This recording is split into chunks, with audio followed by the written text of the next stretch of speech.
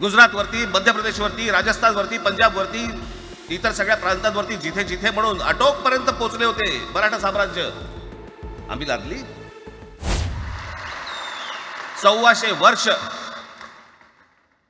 इतक्या राज्यांवरती आम्ही राज्य केलं. त्यावेळेला राज्यच नव्हती, पण जे प्रदेश होते त्याच्यावरती राज्य केलं.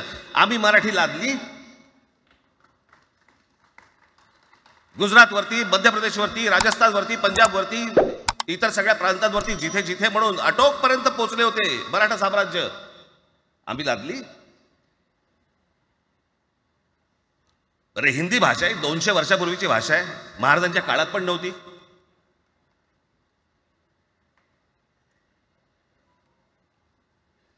कशासाठी आणि कोणासाठी आणि काय करायचे नेमकं